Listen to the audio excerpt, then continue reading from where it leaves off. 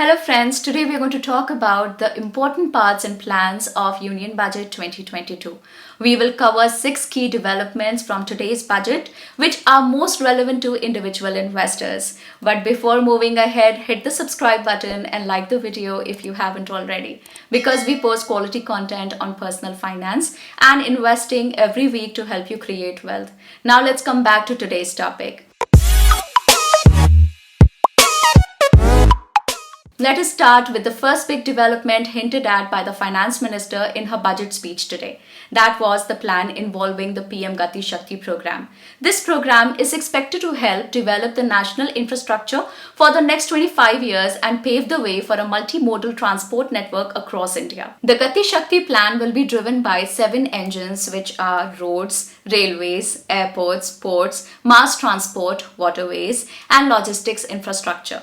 The plan will be aiming at bringing on economic transformation through seamless multimodal connectivity and logistics efficiency. Under this plan, a master plan for expressways will be made in 2022-23 and the national highways network will be expanded by 25,000 kilometers with funds of 20,000 crore rupees being set aside for these plans. Contracts will also be awarded for implementation of multimodal logistics parks at 4 locations through PPP mode in the year. 400 Vande Bharat trains will be developed and built in the next 3 years. 100 PM Gati Shakti cargo terminals for multimodal logistics facilities will be developed during the next 3 years. Financing and faster implementation of metro systems will also be implemented according to the plan. These initiatives have added to the other capex announcements, which have resulted in a sharp rise of over 35% in the capex outlay for financial year 23, which has risen to 7.5 lakh crore rupees versus 5.54 lakh crore rupees last year. The continued announcement of these massive infrastructure plans has seen infrastructure stocks like L&T and IRB Infra ending the day at above 3% gain, while cement makers like Shree Cement and Dalmia Bharat have seen more than 5% gain today. And Ultratech, India Cements, Ramco and JK Lakshmi have all seen gains of above 3%.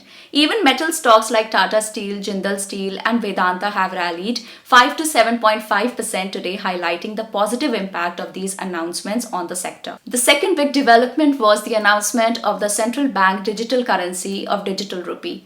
This is expected to provide a big boost to the digital economy and highlight the stance of the authorities in exploring blockchain technologies and practically implementing them in the country.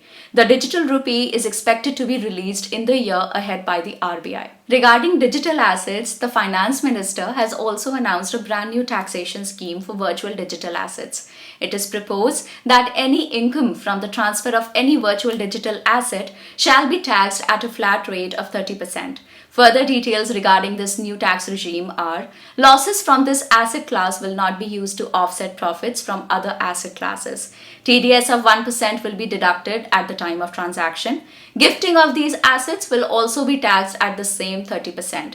This development may be a downer for virtual digital investors in the short term, but it highlights towards increasing acceptance of virtual assets like cryptocurrencies and NFTs in India. The third big development was regarding clean energy and electric vehicle space. The Finance Minister has proposed the creation of special mobility zones in urban areas under development, and these zones shall be used exclusively for public transport using clean energy and electric vehicles. Furthermore, the Finance Minister stated that given the constraint of space in urban areas for setting up charging stations at scale, the government will be bringing in a battery swapping policy officially and will formulate interoperability standards to support this movement. It is also expected to encourage the development of battery or energy as a service model for the private sector. Battery swapping is a mechanism in which, instead of using a fixed immovable battery structure that can only be charged at a charging point, consumers can use portable batteries where low charge batteries can be exchanged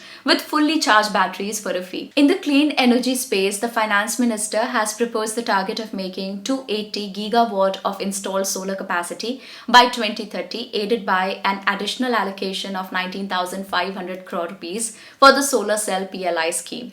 These announcements resulted in minor rises in the prices of battery makers like Exide, Amara Raja, and stocks associated with solar energy like Adani Green Energy and Borosil Renewables. The fourth big announcement was regarding the housing sector in India.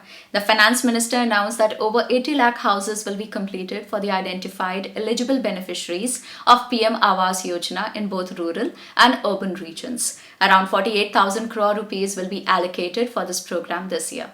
Furthermore, an allocation of 60,000 crore rupees has also been made to provide access to tap water to 3.8 crore households under the Har Ghar Nal Se Jal program, which is also expected to benefit the affordable housing sector immensely. This announcement saw affordable housing players rise, with Awas Finances shooting up almost 10% today, while HDFC Limited and Canfin Homes have both seen gains of over 1.9% today.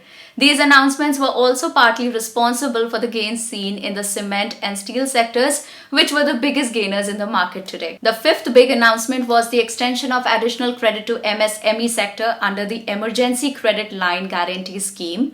The government has extended ECLGS to March 2023, while the guaranteed cover has expanded by 50,000 crore rupees to a total of 5 lakh crore rupees. Although this is a big relief for the MSME sector, it is expected to lead to higher NPAs in public sector banks in the future when the program winds up. This expectation has seen a big divergence emerge in the banking sector stocks today, with private banks rising while public sector banks have fallen. It resulted in the Nifty Private Bank Index rising 1.93%, while the Nifty PSU Bank Index had fallen 0.58% by the end of the day.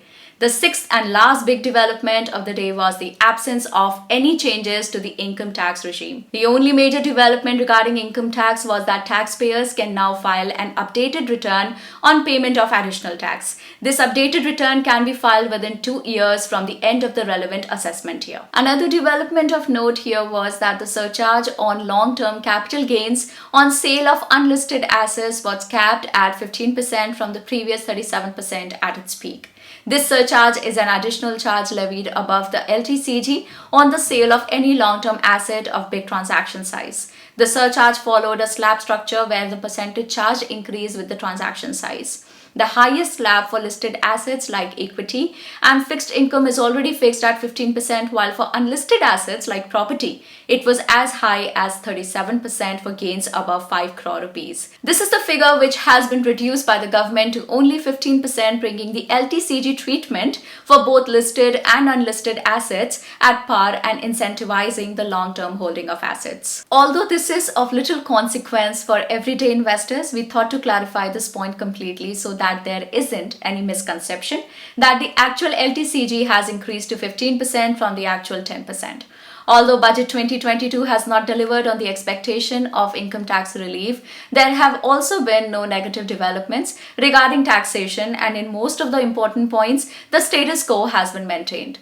Thus, we come to the end of this video. We hope we have covered all of the major developments in Budget 2022 which are relevant to individual investors. Let us know in the comments below which development do you think was the most important for retail investors. Please remember to subscribe to the Groww channel for more content like this. Bye-bye.